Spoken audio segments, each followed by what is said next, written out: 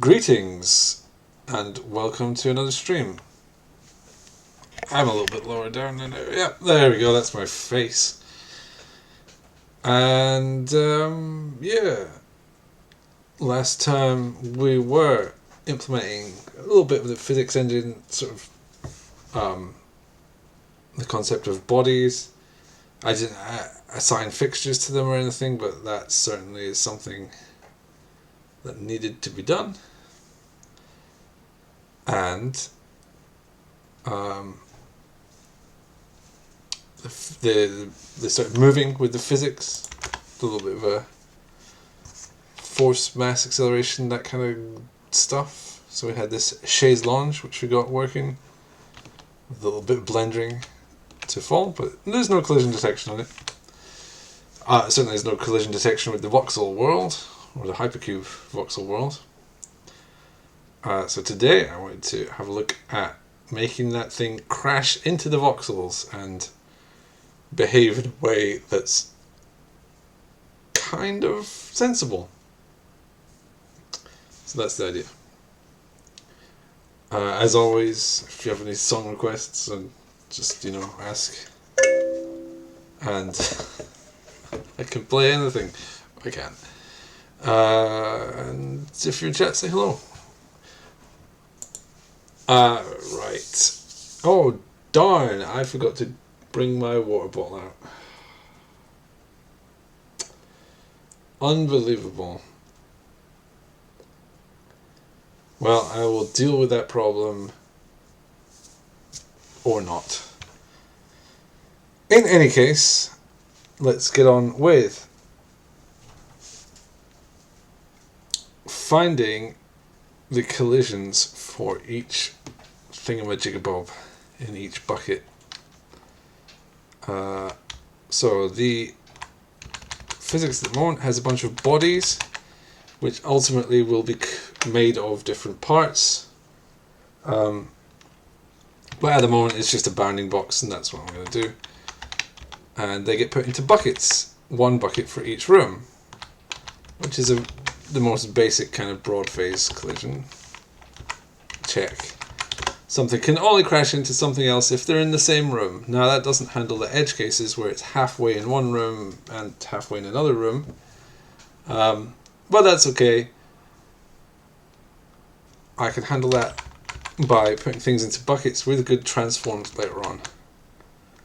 Also, something can crash into itself via the kind of warped space. It's also something I don't handle at the moment, but that's,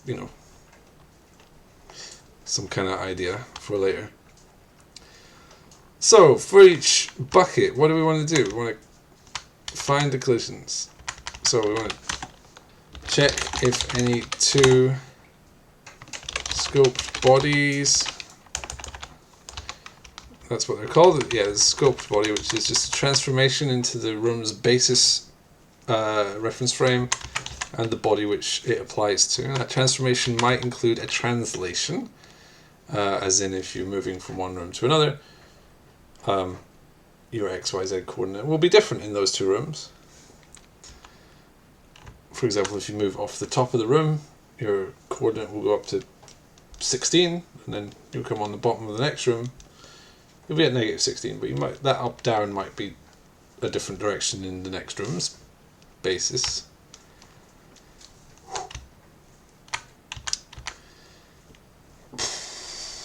Okay.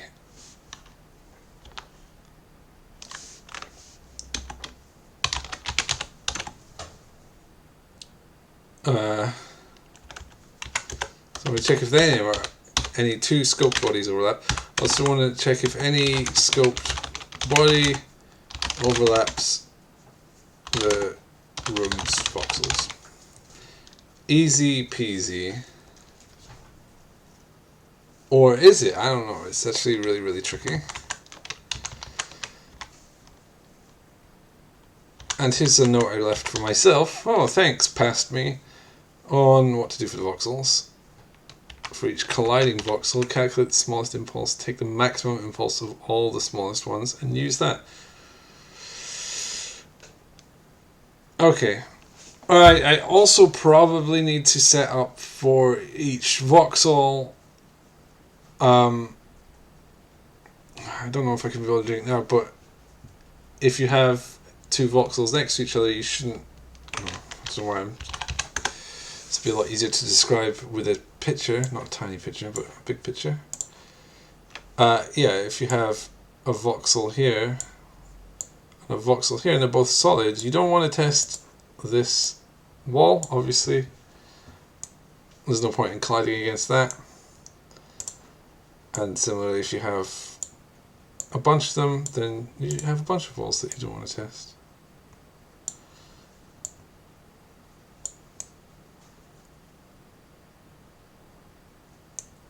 La, la, la, la, la, la. So that's quite easy to do. All we need to do is, when we change the voxels, we just need to make sure to assign some bit flags to them so we know in which directions they are solid, which could also allow us to implement some fun things such as one-way walls. You know, you got a voxel that's solid on one side but not the other. You know, like this side is solid, the rest isn't. However, these would only work in certain circumstances.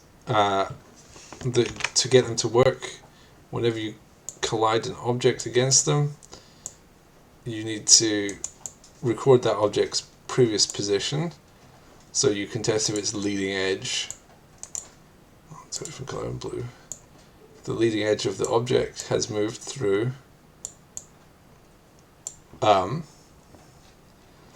because that way you can tell that it should be blocked, because if it goes from this direction to here, that should be valid, but this is invalid, you know. So there's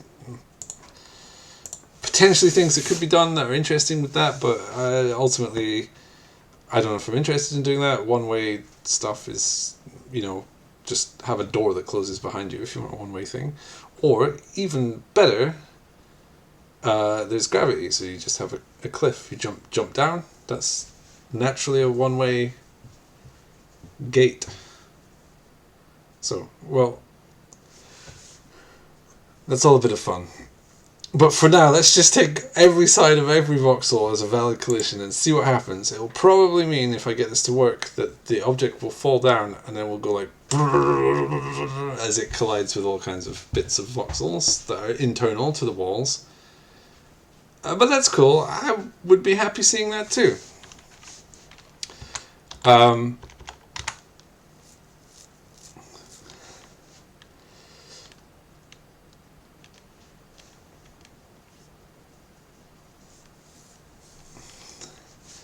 So I figure, I mean, if that was less confusing, this would be quite short. I know. So some people are really, like, they get very tilted about long functions. They say if a function is very long, it is automatically bad and you should feel ashamed. And I can definitely sympathize. I've seen some functions that are very long and just absolutely unreadable. I tend to do it on a more block by block basis. Like this block. If it was a for loop that goes on for screens and screens, that's bad. I like to see both sides of the group, the code group, on one screen. And I never want to be in a situation where I can't see everything up to the function level in a screen, ideally, because then I can read through it. Well, other than that, I don't actually care if a function is really long. Sometimes you just need the computer to do like A, then B, then C, then D, then E, then F, then G, then A again, then B again. Or so, you know, you need to do just a whole bunch of stuff linearly. It happens. So you can split that all up if you like, but I generally just, you know, don't. Oh yeah, I don't have my water. I like to drink my water. I'm so sad. I might go get it. I will go get it because my voice is already twinging with dryness. Oh dear. I'm going to put my BRB screen on. Very special treat. Normally I don't do that.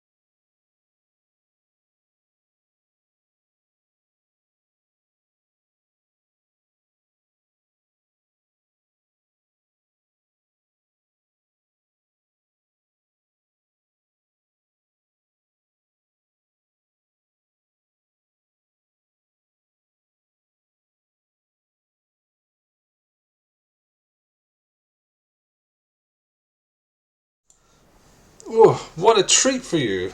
Nobody gets to see my BRB screen. Phew. Well, I have my water, and it's got an Epic Games logo. I don't really like Epic Games, but they gave me a free metal water bottle. Much better. Okay, so what was I doing? I was ranting about something, and it was probably relevant. So let's write this function.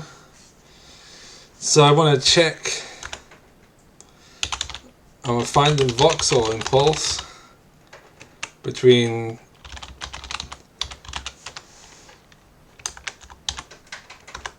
oh yeah.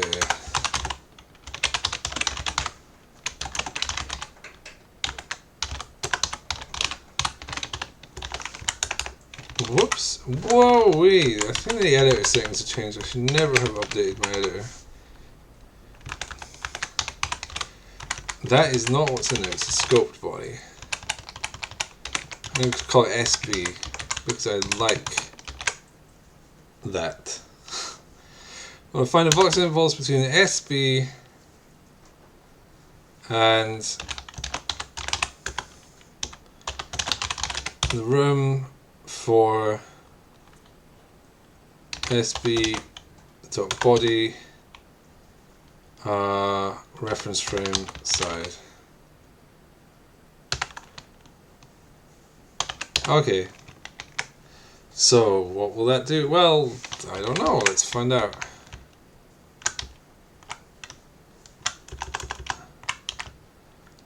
Let's just put these in an anonymous namespace. Always fun. And here's our little function. What's it going to return? Let's just set it to void. Okay, so what is SB? That was going to be a scoped body. And what was this? That is a room. Okay. Cool, so we can now look at the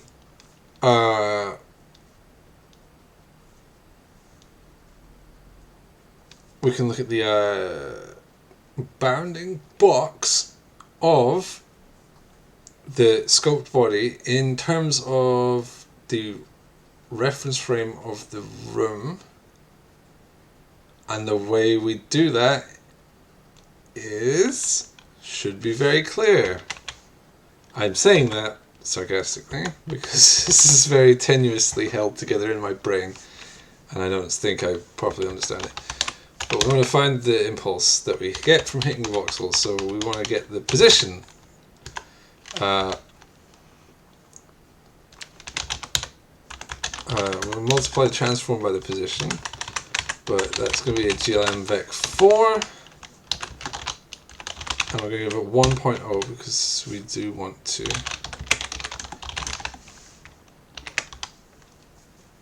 find the thing.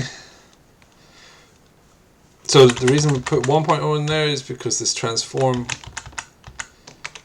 will not only swap its reference frame into a different reference frame through a 4-dimensional space, but it may also transform the coordinates. If you put 0, the transform will not apply. I think. These matrices are a bit off the beaten path though, so I'm not quite sure if such logic holds when you do stupid things. But we'll find out, you know. I think it should, yeah, it should be fine.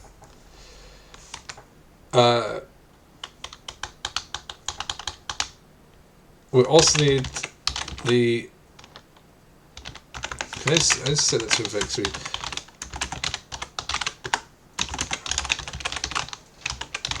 We also need the half size of the thing. Wow, okay, it's just putting red everywhere. This silly editor. Yes, I've not finished typing. So this is not an absolute point, it's a relative point. So we put a 0 in there. That totally makes sense, right? So far so good. So now we have something in room basis coordinates, probably. So then we need to convert it to room voxel coordinates. How do we do that? I don't recall, but it was done previously on Twitch. Where's that dang traceline function? Here it is. Yes, that seems reasonable. Oh, look at that! Look at that! I already did the same thing with the 1 for the position and the 0 for the not the position, and that probably worked there. There we go. Let me just yoinkify that out of there. That's position plus 0.5 times room basis size. And we get a voxel position.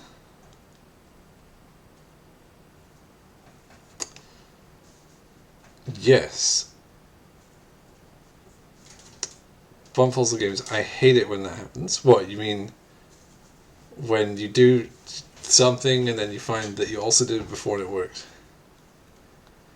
The worst thing is Googling something and finding a post that explains in detail how to solve the problem, except you wrote the post 5 years ago. Yes, the greatest competition is oneself in the past. Call me Stove. Nice yoink. Yeah, well, I'm stealing my own code.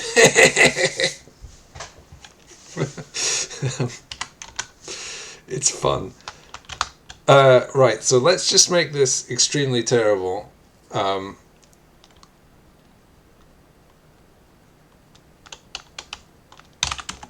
Do I know you? Call me Stove. I think I might know who you are. Or maybe I don't.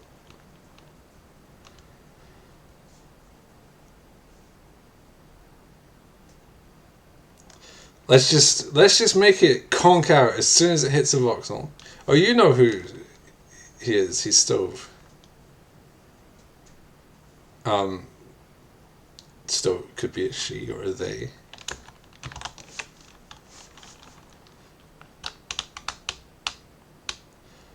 Right, so let's see, it's room, voxels. You know what, I'm going to call this V, because I don't want to type all of that even once. Okay, so if that is the voxel, then I'm just going to hack into the body and say its force is now 0.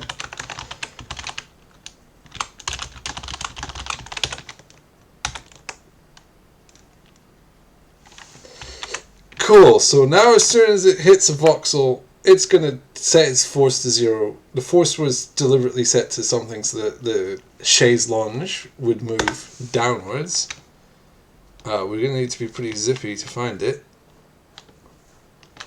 Oh, well...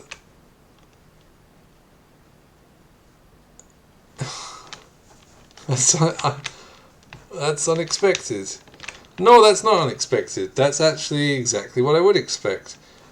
I switched off the gravity, but it's still traveling at speed.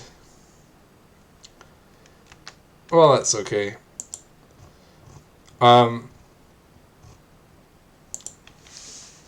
Let's do a different hack. Let's set its impulse to be the force required to make it travel the opposite of its current velocity, or its current velocity in the upwards direction.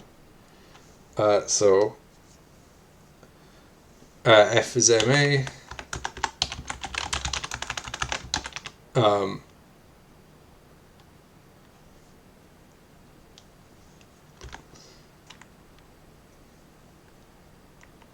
And when it's A would be, so when it's V plus the next dV should be negative V.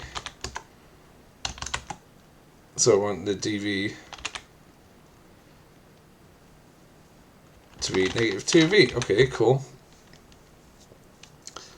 I just do algebra in the comments and then delete the comments because it should be intuitively obvious. Acceleration is your dV over dt. dt gets added in.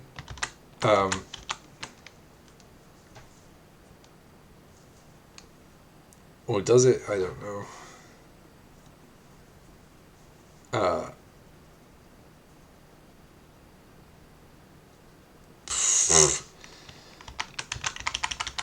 Well, anyway,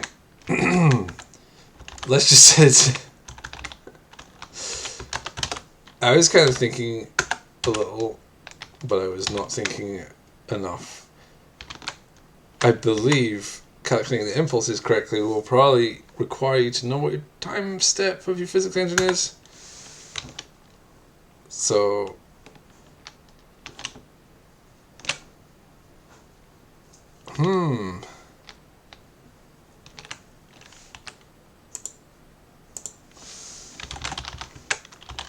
okay. Whoa, excuse me. Of course, saying it's a negative velocity is insufficient. Okay, wow, that was too much, and it crashed rather spectacularly. Probably because it reached infinity.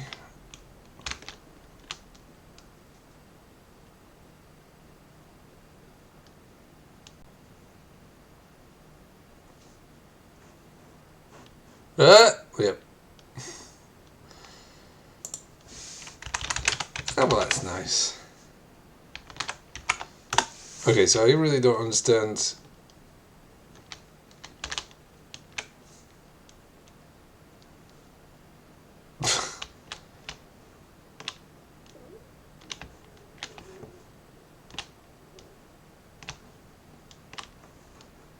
I mean, I have no idea if that's actually correct, though.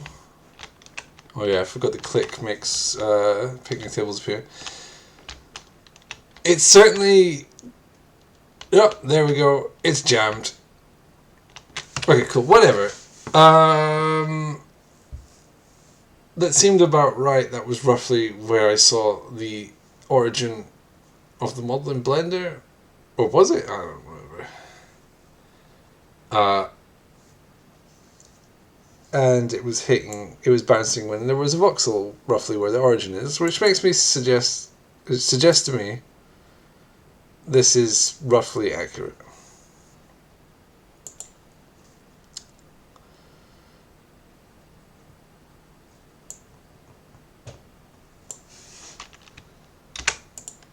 Let's go straight add that on to position. What? Oh, because it wants it to be...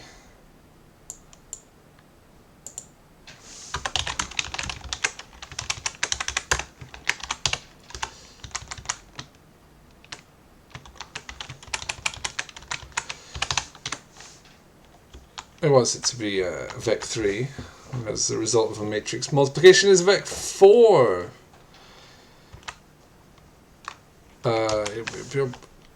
Pos minus h size, and the high valued ones are pos plus h size.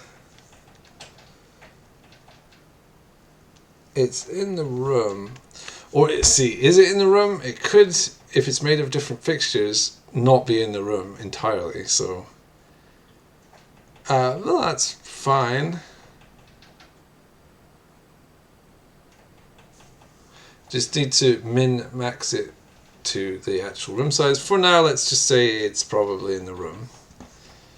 Because as it is, the one entity that is moving around shouldn't be able to escape from the room on the linear path that it's on. But eventually it will definitely be able to. Whoa! Okay.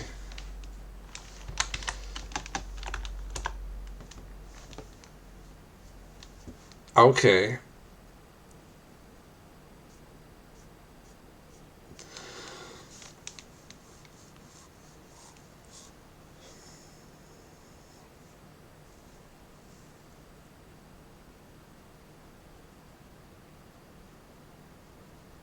So, I mean, the really, really extremely basic and rubbish way of doing this, which is exactly what I'm about to do because I don't care, is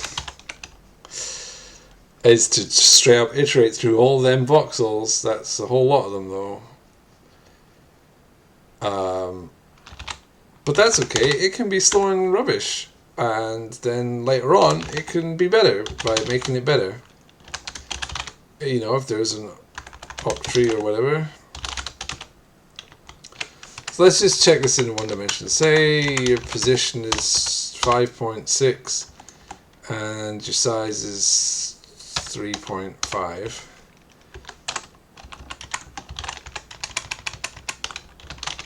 And that means that you would stretch from, excuse me while my maths fails me, 2.1, which is 5.6 minus 3.5, all the way up to 9.1.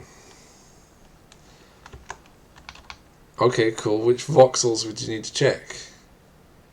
You wouldn't need to check 0 because that goes from 0 to 1, or 1 to 2. You would need to check 2 because that has part of it. 3, 4, 5, 6, 7, 8. Indeed, you would need to check 9, and you would not need to check voxel 10.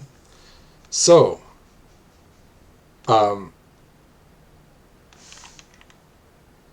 this should be less than or equals high.z. Because if I don't put less than or equals to, it won't check that last voxel.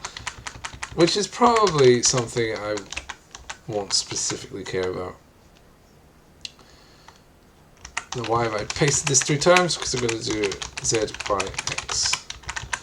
Why do I do them in reverse order? It's because then it's incrementing them in a sensible order in the loop. So x is going to increment all the time. Then y, then z. Is that sensible? I don't know. Maybe. Maybe it is.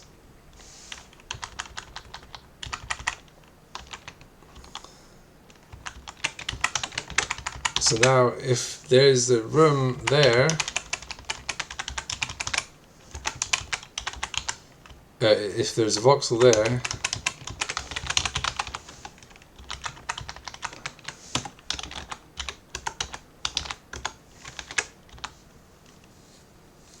cool.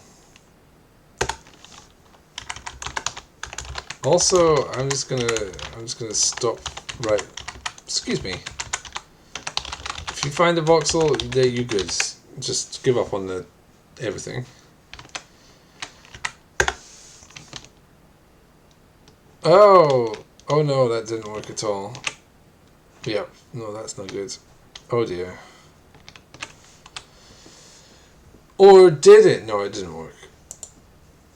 What's a restitution by default? It has no default.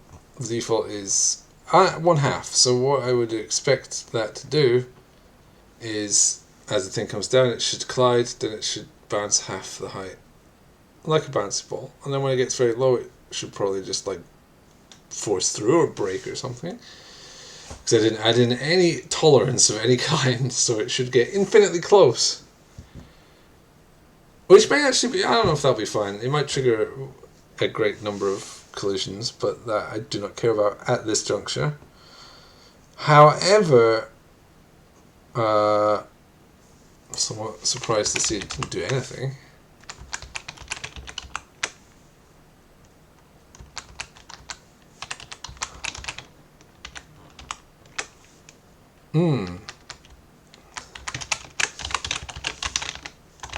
There's a chance that in your different reference frame your half size may not be in the positive direction.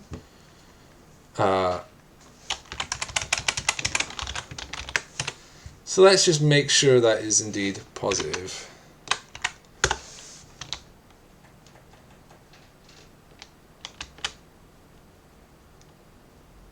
And there we have it. Okay, it is indeed forcing its way through because there's no tolerance whatsoever.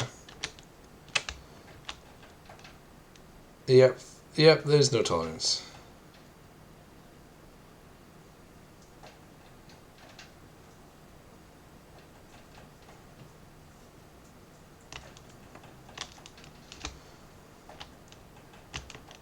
Oh dear. I suspect this is going to cause a crash or something. Because at some point it's going to be trying to access voxels outside of the room.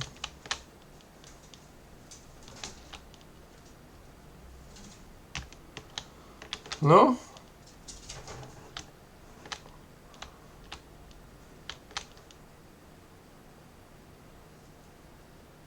It's not crashed.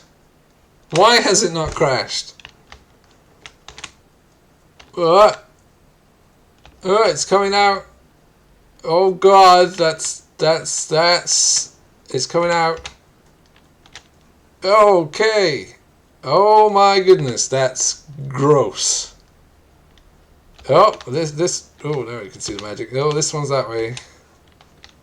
Oh, that one's like a, oh, there we go. It's like a chaise lounge, that's what it is. Nothing else.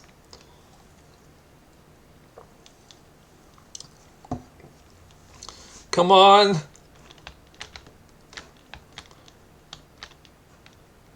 So it didn't crash.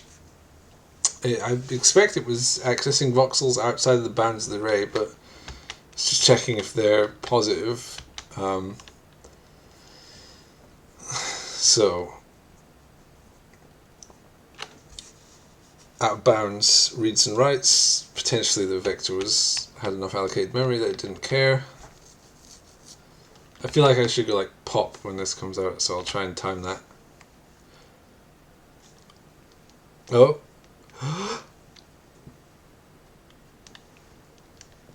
Not yet. I don't know what the size of the box, the bounding box. I just typed something in. It could be quite big. Come on. Oh, it's close. Come on, you can do it, Chaise Lounge. You've successfully quantum tunneled through that wall. What? What is wrong with this, Mr. or Mrs. or whatever, call me stove?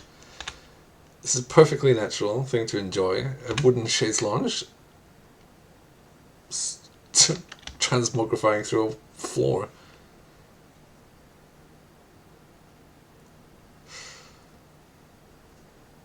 Huh, the bounding box must be really big. I thought it... Oh no! There we go. Oh, look at that. Beautiful. Beautiful. Almost like... Oh, there it goes! Okay, that's enough of that. It works! Yeah, kind of.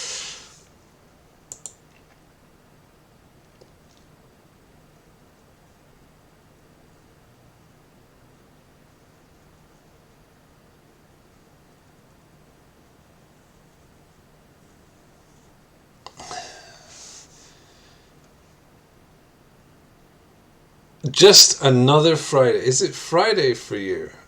It is Thursday for me. You must be... Oh no, wait, it's Friday for me. Yes. Okay, so that could definitely be better.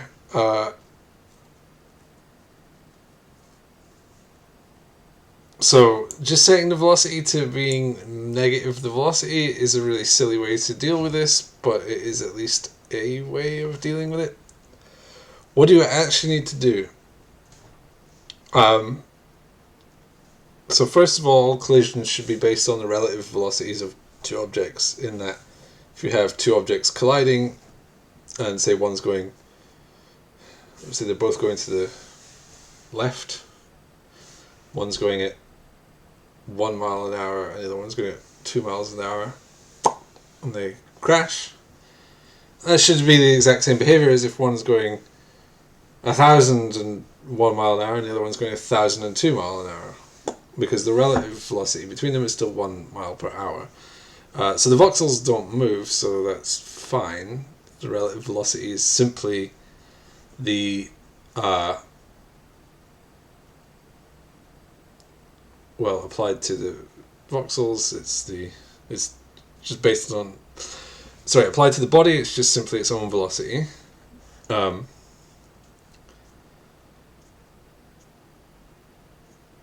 Then that should be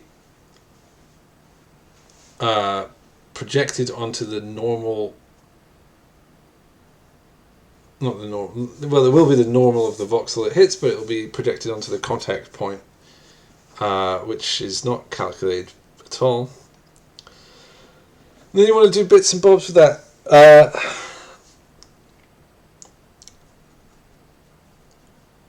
How can I get it to not sink into the floor?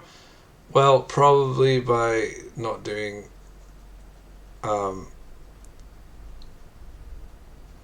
such ridiculous things to it. More importantly, I need to test it against a voxel, and it should check each colliding side of the voxel, and if the velocity in the projected in the room's basis reference frame of the velocity of the body has a sign that makes sense for it to. So that was a lot of words, and I don't know if any of them really fit together. But say, okay, so you have some voxels like this, and you say there's two of them. It's just 2D here, nice and simple. So first of all, this line should not be tested because it's internal to them, and that's silly. There's no way you can crash into that. It shouldn't be a thing. Then, if you have something overlapping with the voxels, let's make it nice and nasty. Let's say it's overlapping like this. So there's two different ways you could project this out. One is like that, and the other is like that. So obviously this one's much shorter, so that's the one you would choose. But does it make sense to choose that one if this box is moving this way, or like this way or something? It's already moving away from that wall, so that's fine. In fact, in that case, this is a better choice. Is that a better choice? No, well, it certainly is a better choice in that the little arrow doesn't make any sense. But it's also a bad choice because you don't want to. So I'm just thinking, if it is traveling in that direction, it's probably because it came in at this direction from the previous frame. It was maybe here or something, and it has had the correction, and now it's moving it away. Oh, so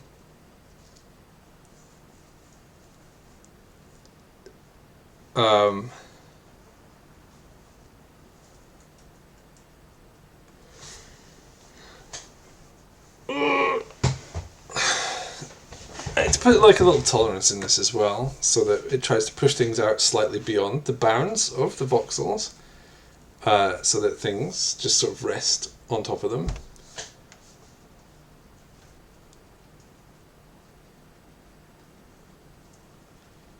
So does that make sense to...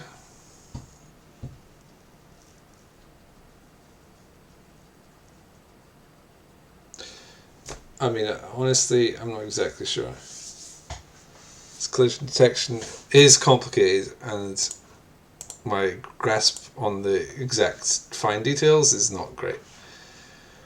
But it's all good. So let's just check. Let's go to this room. It's got some voxels.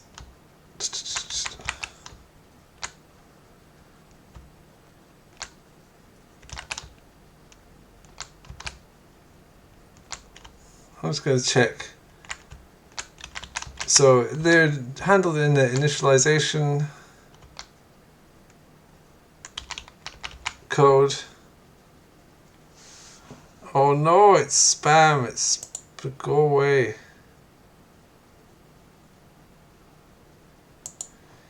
E-Tailor or whatever.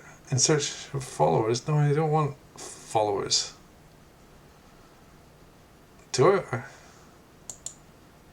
Whatever. Whoa! Ha! You've been defeated. I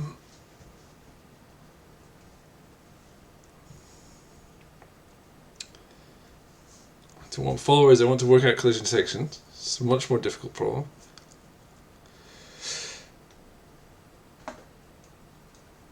Right.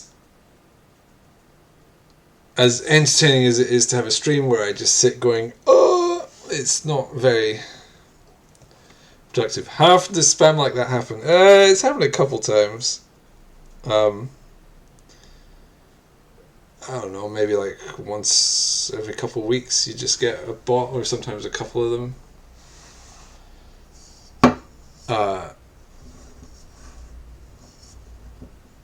Yes, I mean, it's obviously a scam.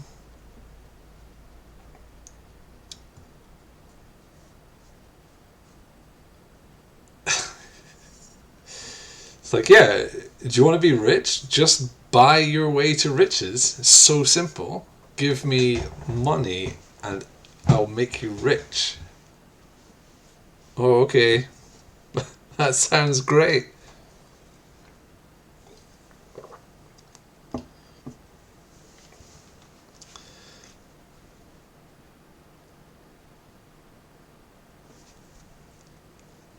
So what I was thinking here is to have a function to process the voxels and update them so they've got flags, so they know what side of the voxel is solid and what side is not, based on the adjacency rules. Where do you sign up for these riches? Yeah, you just got to go find... Oh, I banned them, so you know. Sadly, that chance has drifted away, but just wait around. I'm sure another one will come up before not too long, and then you can just get rich. Buy followers, become lucrative. It's so simple.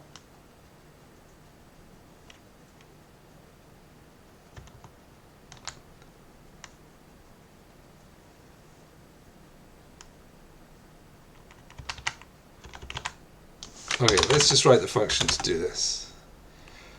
It's going to be called finalize voxels. No, finalize sounds a bit final, so it's not going to be called that at all. It's going to be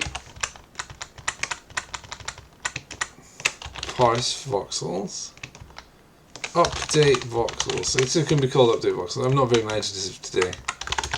Let's put it right here. Okay, it's just a free function.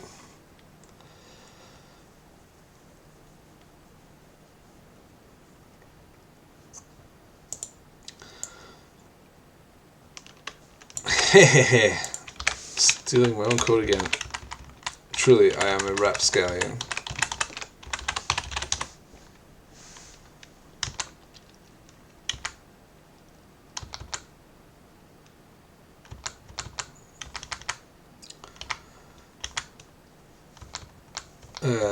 Voxels, so depth.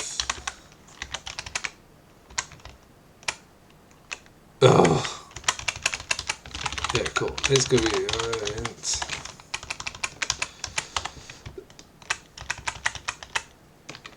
This doesn't change, so it shouldn't change. Height and x is width. Okay, so there we go. Okay, so we're going through each voxel and we cast it all to integers because we want to do some subtraction. Well, the first thing you might notice is that I'm just setting it as an int. So let's define what a voxel really is. Bool solid. It's not going to be solid.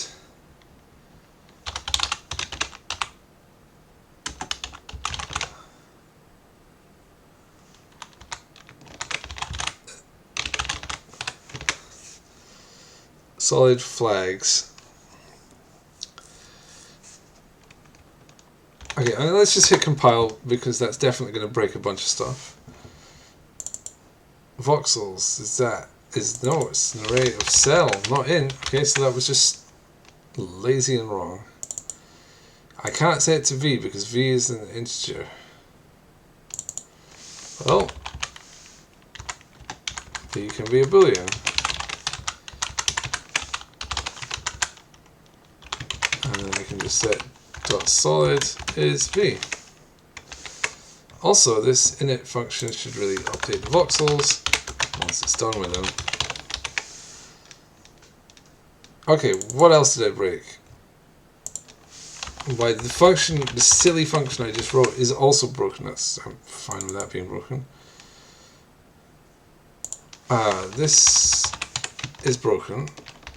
Easy peasy. Most of these things we're just testing directly if it was positive, which is just now, is it solid?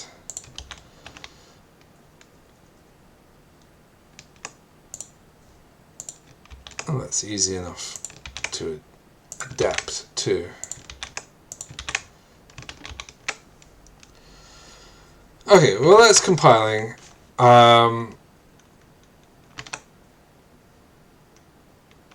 Let's go back to our update voxels. So this just loops through all the voxels and does nothing, which isn't terribly creative. Oh,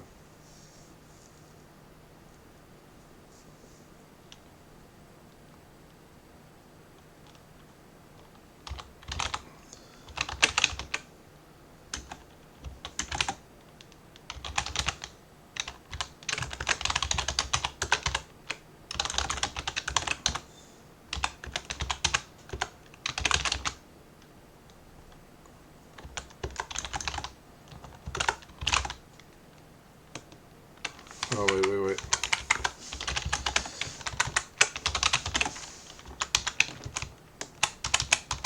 Okay, so what we want to do is we've got this one voxel, we want to look at its neighbors. If they are solid, or if they are not solid and this voxel is solid, then we want to set that face using the axes, as in positive x, negative x and all that, to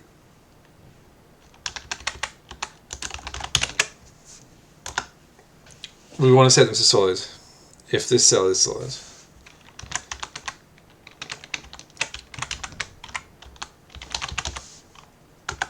So if this cell is not solid, then it should be 0.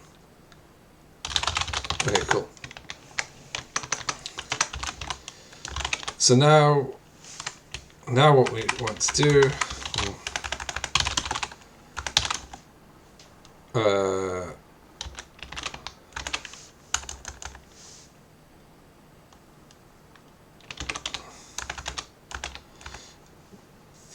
I want to store the width, height, and I'll just call it width. because I'm going to actually have to reference these a bunch, and I don't want to do all of this casting all of the time.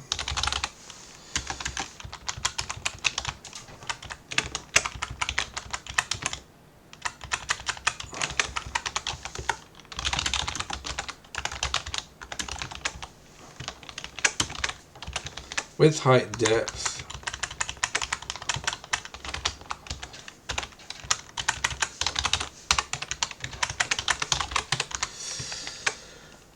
Okay, let's keep going because I'm on a roll.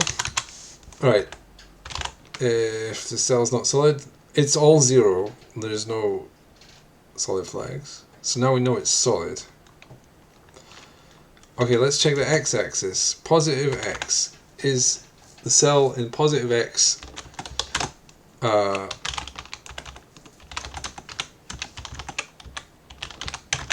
solid?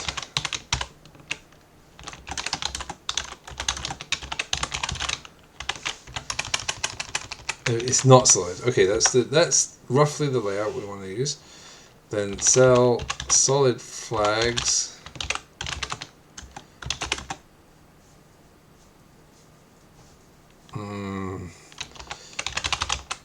So I don't actually want positive x.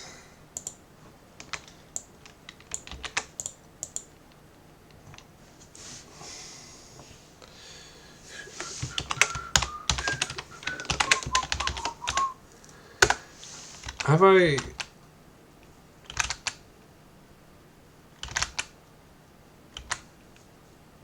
have not done such a thing.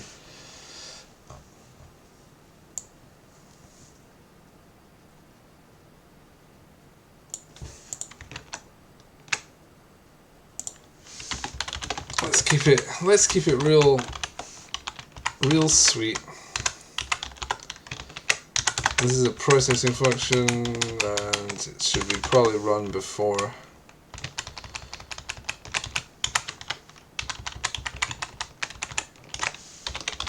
Like as the level is being produced, so I'm not going to get too concerned if it's fast or slow, it just needs to get the job done.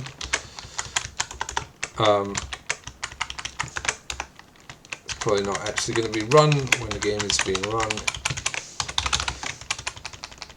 Because you can save this to disk. Once you calculate it, you save it, you're good.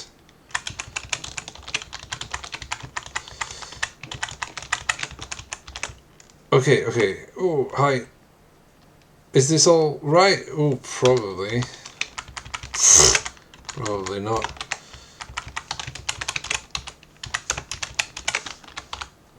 Alright, I feel like I could make this just a little bit smarter, but I am not. I didn't.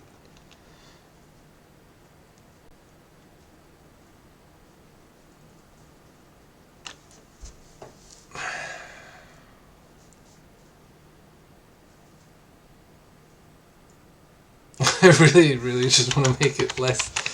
I don't like all this duplicate code. It makes me go, ugh, that's all duplicate code. Nasty. How would I do this without? That's what I tell myself when pushing fast and slow. Just get the job done. Yeah. That is a very intimate piece of information, which is why I did not read it out in full clarity. So,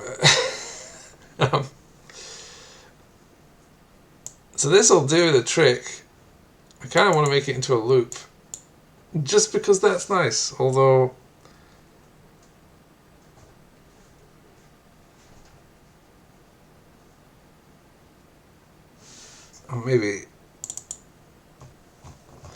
maybe I shouldn't. It would actually be pretty easy. For each positive x, negative x, or whatever, I just need to add that onto the coordinate. Check if that's inside the voxels, and if it's not solid, then you add the flag on. Actually, that's pretty easy.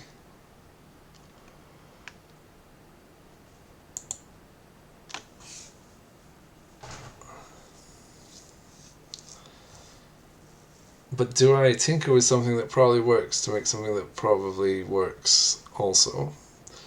How about no? This code may be overly stupid, but it's there, and it's done, and it probably works. I'll just leave a comment.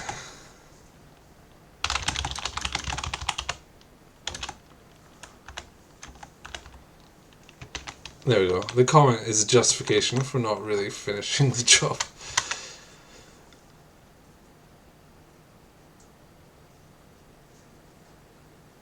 Okay.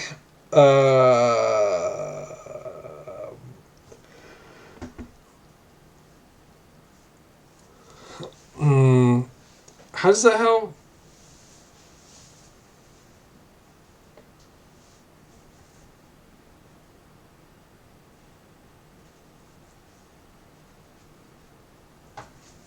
How does that help? I forget what the point of that was. Oh yeah, it was to make sure that the internal things don't get hit. But at the moment it doesn't really do that. It just checks if the voxel is solid in any way and then reverses the velocity.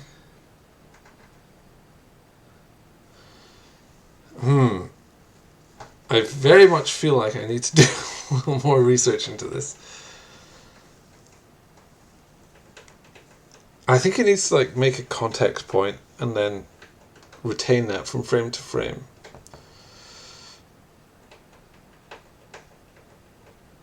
You do that when you have ugly code that works, so it's nice to see a wizard do the same thing. Am I a wizard? Am I a wizard, Harry?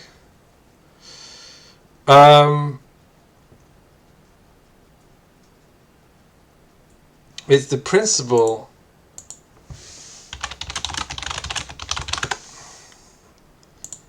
the KISS principle. KISS is an acronym for keep it simple, stupid.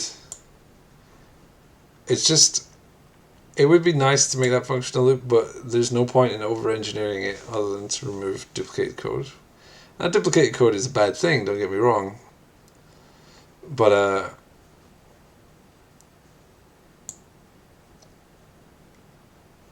you know, see, I thought it was. I mean, Stove, that's the name of a person I know, kind of. And the term pushing bone is not in common parlance.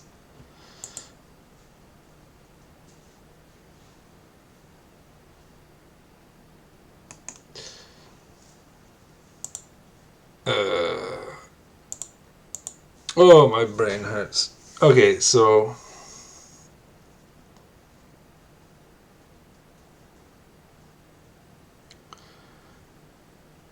for each voxel,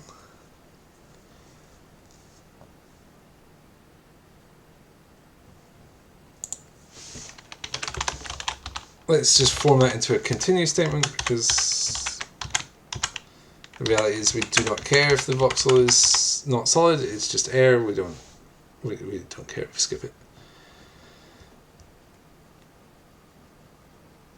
What we want to do, we have the bounding box and we have a voxel that's solid.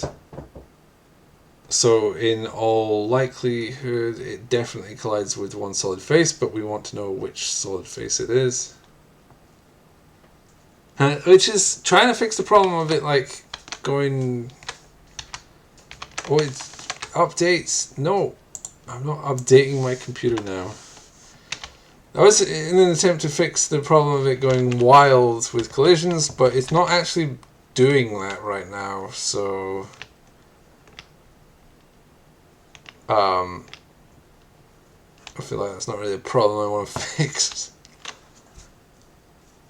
I guess I should try and figure out how to add a tolerance in so it doesn't do this weird sinking into the floor. Because, you know, well, because it sucks when it sinks into the floor.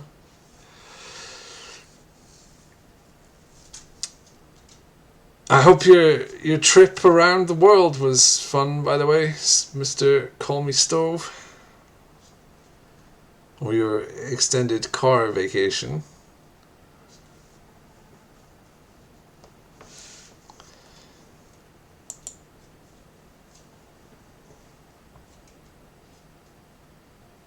I call it a vacation. I know it's work, but it's exciting. Not many people get to go places these days. I haven't been outside ever. You're not back yet? Oh no. Oh. You're watching on your phone. That's very commendable. I expect it's... This is just really like programming. Some of the streams are a bit more exciting, like when I'm doing the rendering and art stuff, and there's lots of fun images and glitchy nonsense. This is just physics, which is mostly just maths, and also physics and collision detection are pretty complex subjects with a lot of finesse that I don't really understand. So this stream is more me kind of just banging my head against the wall going like, what to do? So because I'm not putting any... So, the very easy way to do collision detection... Yeah, watching lines of code is going to be impossible. I put the font size up quite a lot, but I have to keep it reasonably small so I can see it.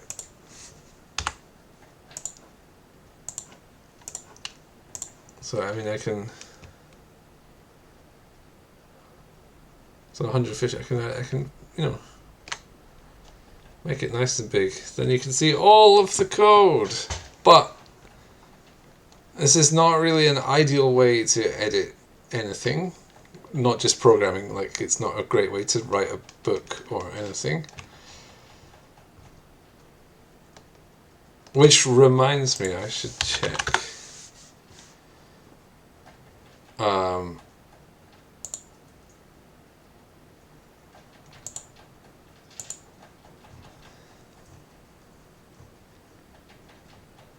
I have shipped something to you, but I do not have yet a tracking code, so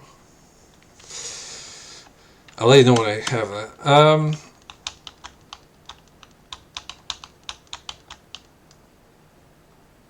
I was about to do something. Oh yeah, I was about to draw something.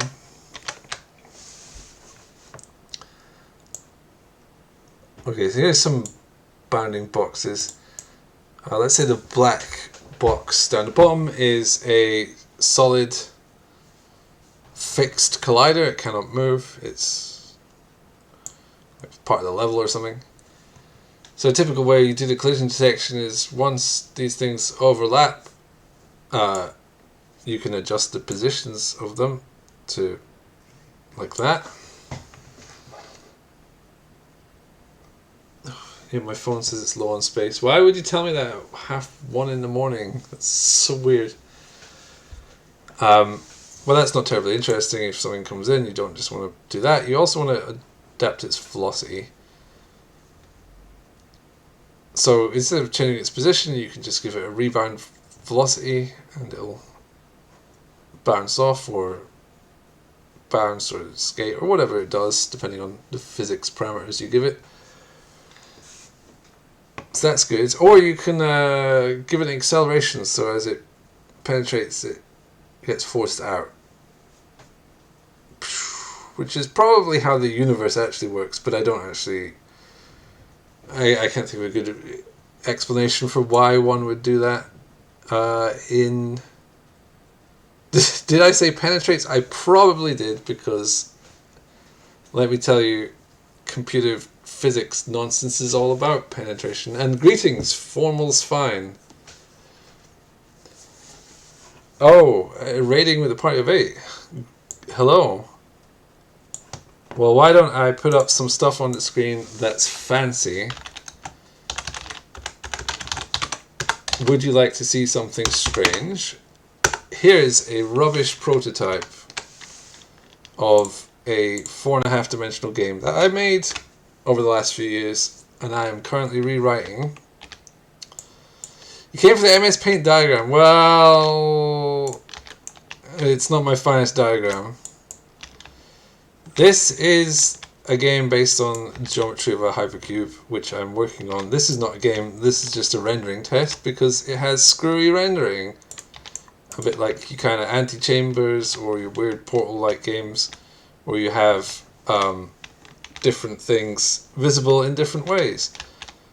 But what's neat about this, and I'm skipping over all of the maths explanations for brevity, is that whenever you see the same room here in the same color, it's the same room. What's neat about this is it's mathematically rigorous in that every wall basically can be fold in three-dimensional space, and that makes it very confusing. It's pretty late here. I feel like there's a better explanation of this on my YouTube channel. Shout outs to Rigger, yeah! But the long story short is that with a bunch of rendering tricks, a bunch of weird stuff goes on the screen, and there's lots of rooms, and it's very confusing to render. Also, there's some mirrors, and you can see all the stuff in the mirrors. Also, you can push them around because they're physics objects, and then you can look at the mirrors in the mirrors, and that's kind of odd because a lot of games don't let you look in the mirrors, or the mirrors are in the bathrooms. But I got around that by just setting everything to a bathroom in the code, so that's good. What else can you do? Oh yeah, because a hypercube is a bounded surface. No, it's unbounded, but finite, which means you can end up with loops in the space that you're working in. And as you change reference frame, corridors can become pits or shafts if you want to keep up this saucy language. So there's like 6 of the 8 rooms, maybe. Let's see the yellow room. Where's the yellow room? It's going to be here. There's a yellow room in here. There we go. I think that's all the rooms now. So this is sort of the geometry of a hypercube, kind of. And it's a little bit fun. And it looks really weird, but it might make quite a good puzzle game. This is probably also killing my stream. It's not too bad.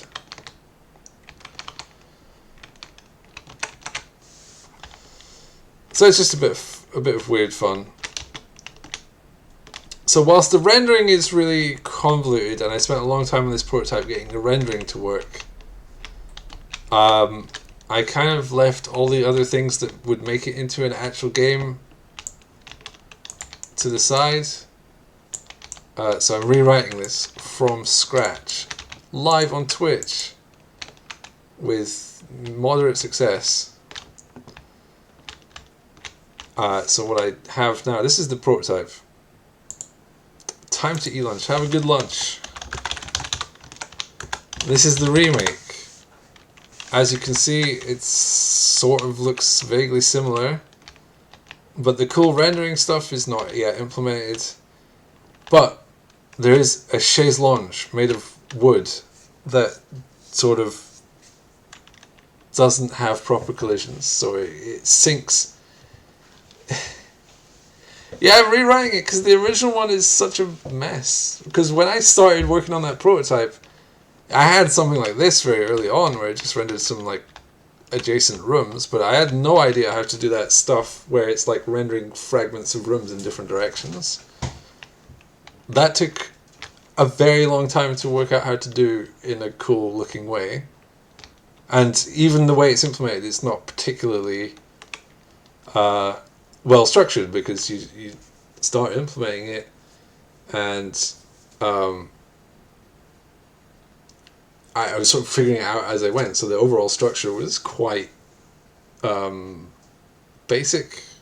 I don't know what word to use. It was a bit rough and ready. Oh no, it's happening again. So if you have a wooden chaise lounge, you probably shouldn't do this.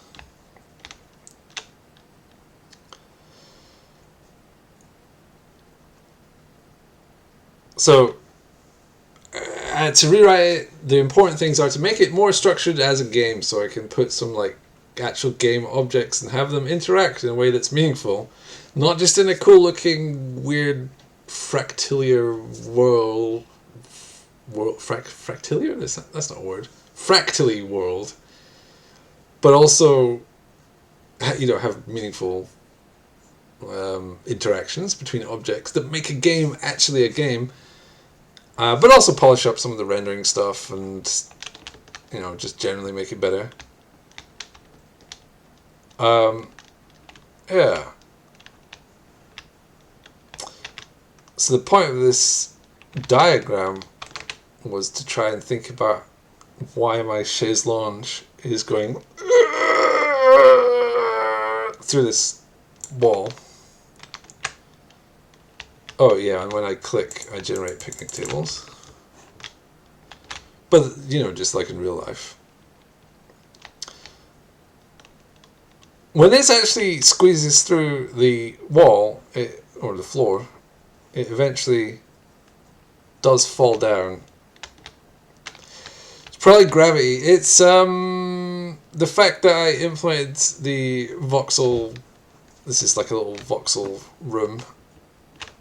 Yeah, I implemented the collisions really badly, very quickly, after not really reading up properly on how to do impulse-based collision responses. There we go, look, it's falling. Whee! Oh, and it bounced. Look at that, beautiful. And it bounced again, and now it's doing that again. Ugh. Oh, God. Generate some picnic tables. Go through a different reference frame. Generate some other picnic tables. Beautiful. Okay, so what I'm not doing is I'm not correcting the position. So when something collides, you know, it steps through, it gets to some frame where it's overlapping. In this MS Paint diagram, the black rectangle represents some unmovable physics objects, such as the level, the walls, and the blue is some chaise lounge that's just flying around. So you can correct the position, which I do not do, and I think is not necessary.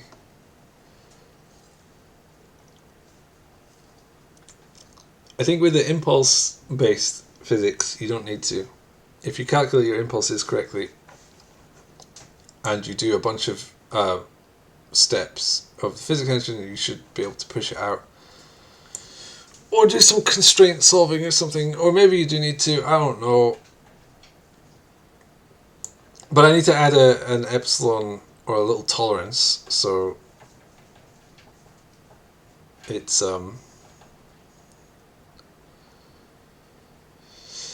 essentially gaining energy.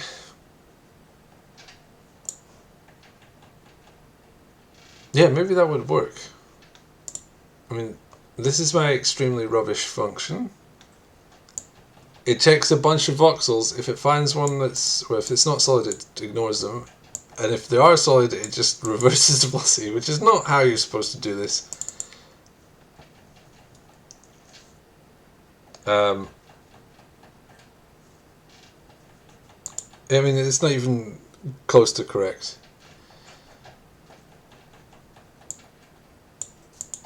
But I got to like this line of the function and I wanted to make something appear on the screen, so I just hit yeah and did it.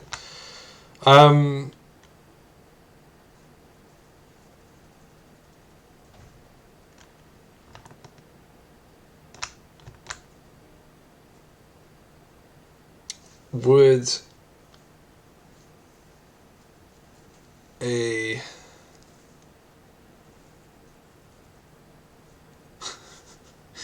man goes to therapist, makes himself comfortable in the chaise lounge and says, I just have this sinking feeling. Yeah, it's going to turn into some weird Star Trek stuff.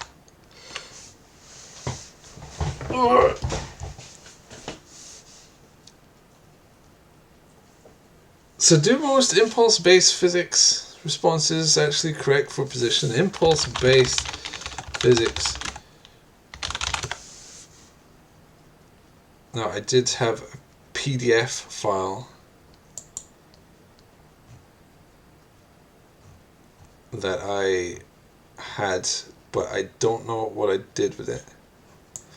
There's like a Wikipedia, which is always the #1 best ever way to read anything technical, because it definitely doesn't just explain it in the most technical possible terms.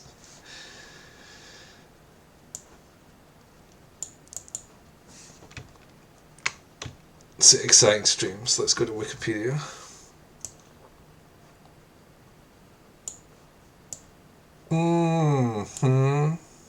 When modeling a collision between idealized rigid bodies, it is impractical to simulate the compression and expansion phases of body geometry over the collision time interval. However, by assuming that a force can be found which is equal to 0 everywhere except at t0, such that the limit of that exists and is equal to j, the notion of instantaneous impulses may be introduced to simulate an instantaneous change in velocity after a collision. Which is, yes, what I want, which is why I just hacked it in by saying, hey, your velocity just flips around when you hit something, because testing.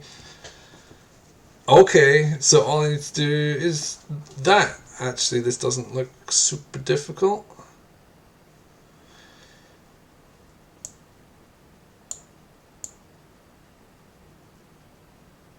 If the collision impulse applied by the first body on the second body at a contact point is JR, the integral of the force over time between your time steps over the interval of collision. And the equal and opposite forces applied to the other body.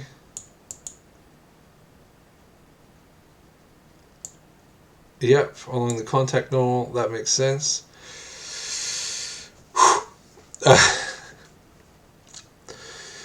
In the subsequent blah blah blah blah blah blah blah. Yeah. Okay, so you can do whatever. You can scale it by mass and stuff, which in this example isn't super interesting because the level is a fixed position, so effectively it has infinite mass or abnormally large mass, so it can absorb however much momentum you need it to absorb without it losing its,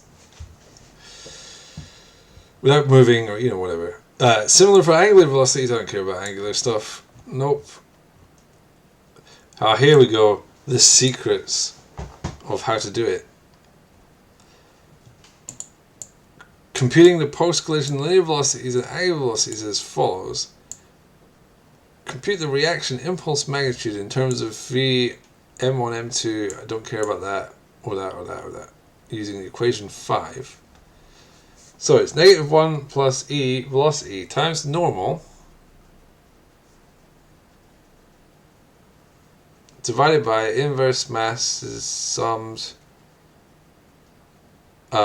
plus a bunch of angular stuff. I'm not doing angular. This is a very axis aligned physics. Dotted with the normal. Oh, okay. I mean, I could work that out. 1 plus e is probably the restitution, I would imagine. coefficient of restitution. E. I knew that because restitution has an E in it. That right there. The second letter is an E. That's what gave it away.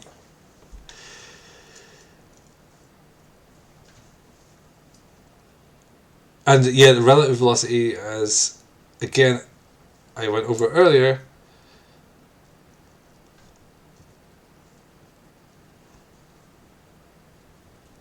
but again, if the level is stationary, the relative velocity is just the velocity of this thing. Okay, so we got that, yep. Compute new linear velocities in terms of all velocities, masses, and reaction impulse vector using equations 1a and 1b.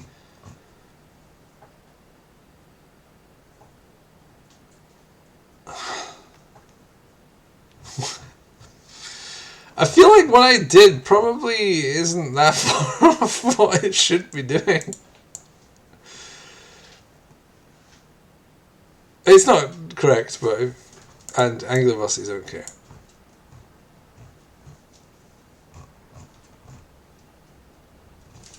So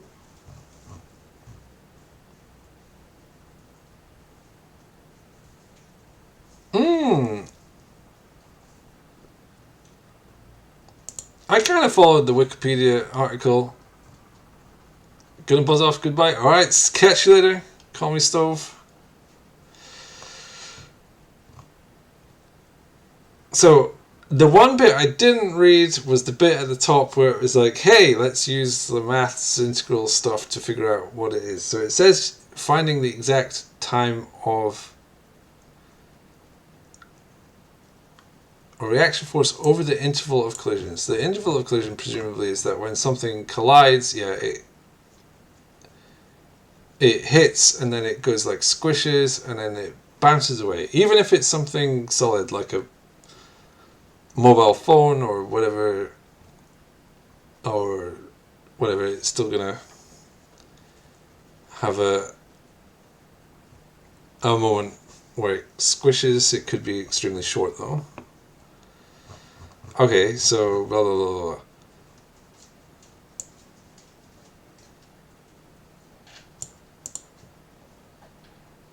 So the problem I have, I believe, is first of all I just typed in some nonsense. Let's try. Why is this negative 1 plus e? Let's just negative 1 plus.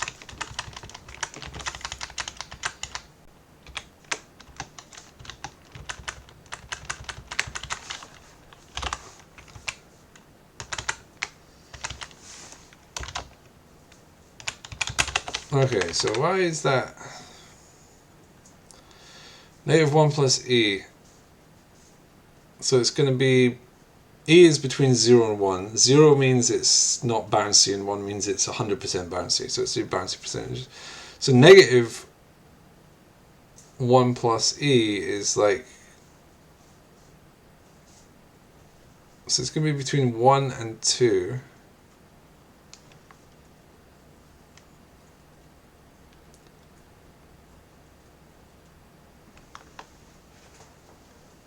Wait, that doesn't make much sense to me. Why would it be between 1 and 2?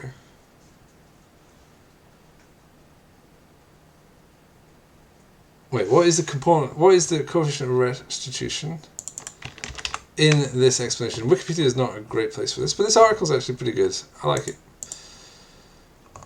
Yeah, so the coefficient of restitution. Whoa-wee, look, there we go. Boing, boing, boing.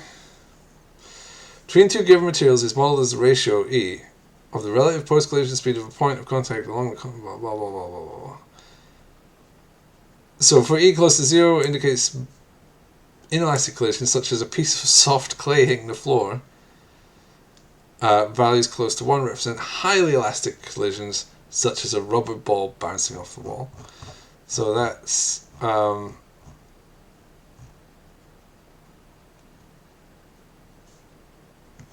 so what is 1 plus e? So it's either 1 or 2, or between 1 and 2.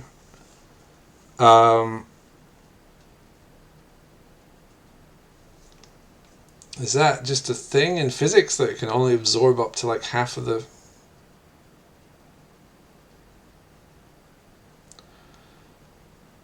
half of the collision.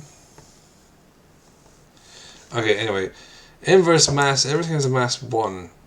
The level should be essentially infinite mass, so that would just be divided by 1 plus 0 plus all of this is going to be 0.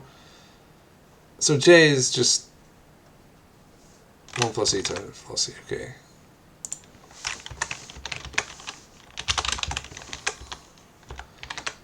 Whoa, I have a dangling star there, okay. Alright. Computer reaction impulse JR in terms of its magnitude and contact no. Well, I know it's... Actually, well, okay.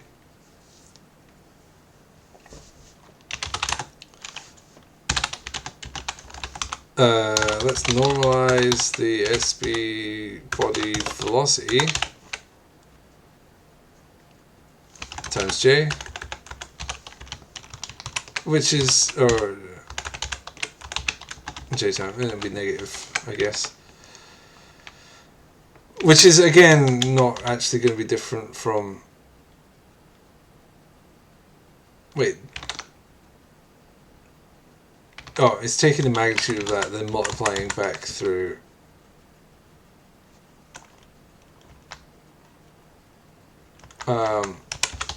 Okay, well, we can do that. This all seems somewhat...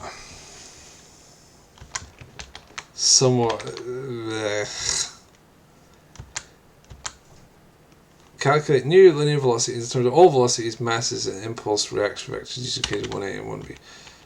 There's no way I've actually got this correct, so this should be quite interesting. And now it says...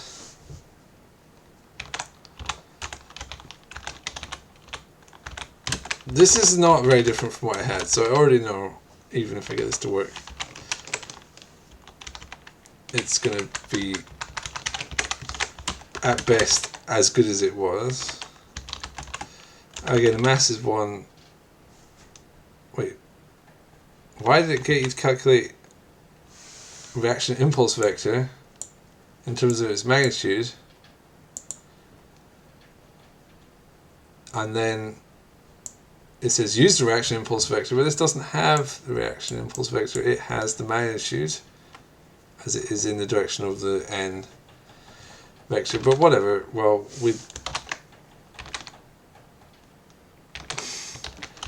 undoubtedly some of these signs are wrong, but as long as I made an even number of mistakes, it should all work. So this should, is this going to work? This seems like it's going to just do literally the exact same thing. So the nonsense I put in was at least reasonably nonsense worthy. Actually, this seems a lot faster. Yeah, that's definitely faster.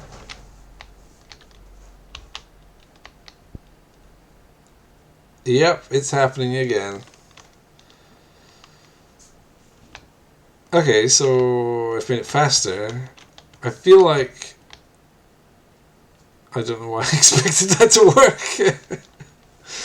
Or I don't know why I expected that to do anything different. But it was good to verify that what I'm hacking together is roughly along the lines of something that makes sense.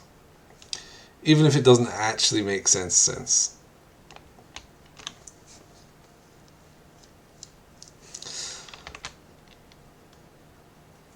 So what I don't understand is, why is it negative?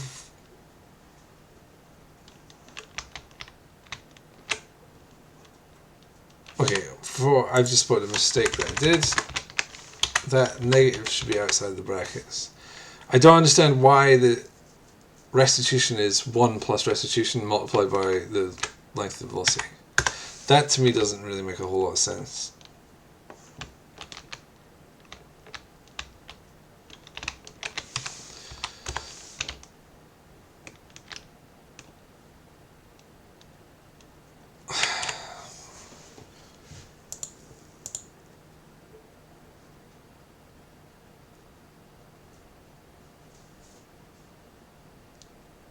Because it seems like that could go up to 2 times the velocity.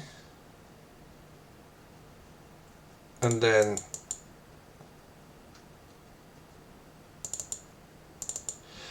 Oh, of course, because... No, that still doesn't make sense. Yeah, no, of course it's between 1 and 2. Actually, that makes a lot of sense, because the velocity of an object... So here's your object, let's do it in red. Here's an object, and it's got some velocity. Then after it collides something, its velocity is either going to be like 0, which I'm going to do with a very small arrow, or it's going to be up to 100% reversed. If it's a super bouncy thing, so it's either going to just go like, or it's going to go boing. But even when it bounces, you don't get something that bounces higher than it started. In fact, you should probably lose a little bit on each bounce for realism. But you can get some pretty efficient bouncy balls that go almost as high. But yeah, a perfect one with no concern from friction would only ever bounce as high as the potential energy it started with. Which means the change in velocity is going to be between 1 and 2. If the restitution is 100%, it's going to be 2, and if it's 0%, it's going to be 1. So basically this is exactly the same as the hacky nonsense I did, which is fine.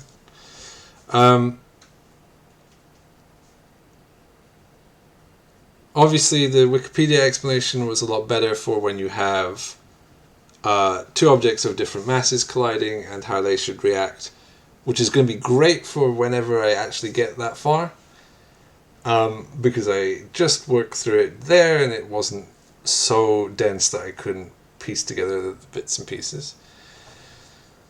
But the problem I have right here is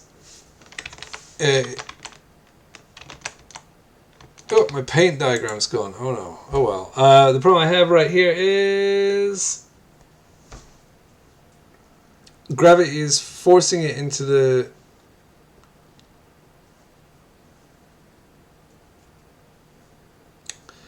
voxel. Let me just check the signs. Now I understand this. So J is how much it's going to react to what happened. So it's going to be either -1 or -2 times that much velocity length. Okay, cool. And back as a vector, it's going to be in the direction of the velocity, I'm going to say.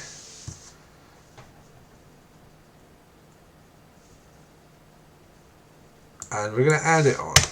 So I just changed, I did make an even number of mistakes. So it's going to either, say your velocity is 2.7, that's going to be between 2.7 and 5.4, depending on your restitution. And then that's going to be in the direction of your velocity, -2.7 or -5.4, between those values. So it's actually the opposite direction from your velocity. And then your velocity is going to be added on. Okay, so that actually does follow through from the Wikipedia. And thanks to my helpful idea of putting this thing as far away from the start point as you possibly can, that's all good.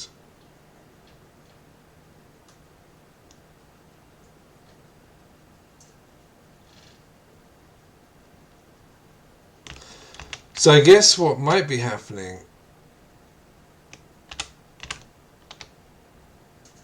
is, let's have a quick MS Paint again. I probably will have to research this offline, but here's what I suspect is really going on. We got the level there. We got some object. It's not just some object. It's a lovely chislonge. It's bouncing, and sometimes it bounces and it's happy, and then when it finishes bouncing, gravity pushes it in. And it gets a little bit of velocity, and that causes it to go but and pushes it in just a tiny, tiny, tiny bit. And it bounces out. But because its restitution is only 50%, it only bounces out enough to push it out a little bit. And then gravity pushes it down again.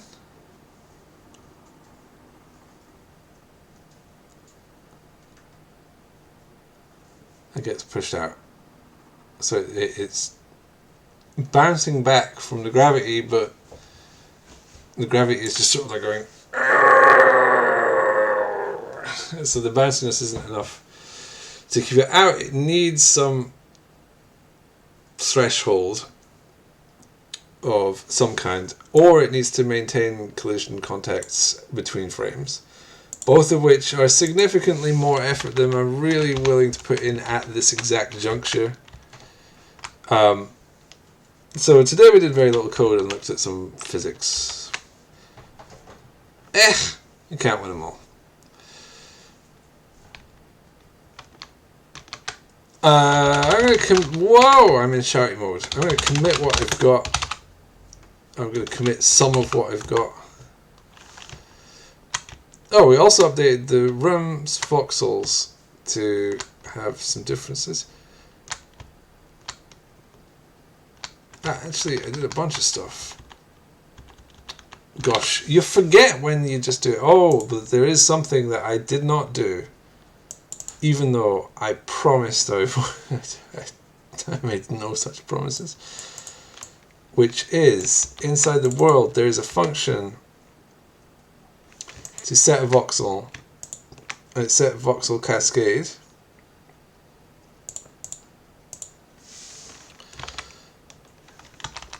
And I just need to make sure that voxels get updated. Not that that stuff is currently used, but it will be soon. Okay, that's just a slight oversight. Okay, now I cannot check in the chaise lounge because it is gigantic. It's like a megabyte. And I don't want to just chuck that in Git. That's not how you use Git effectively.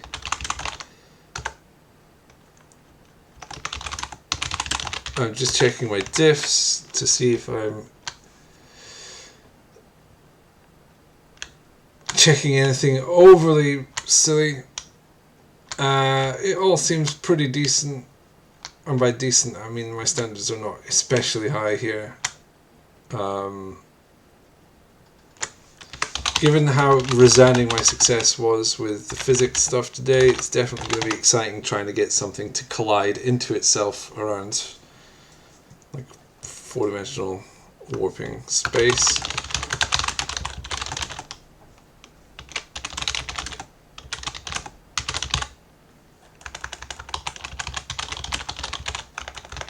Okay, let's add a basic voxel collision response. Okay, okay. It's all pushed. Right, so what I am going to do for next time is returning to physics engine once more. Whilst I do not think this is incorrect exactly, it's very rudimentary, but it's roughly the right idea. What I need to do is look into why or how impulse-based physics responses prevent objects sort of interpenetrating. I believe it's to do with storing contact points and tracking them across frames and stuff, and I don't really want to get into that so much because that's annoying.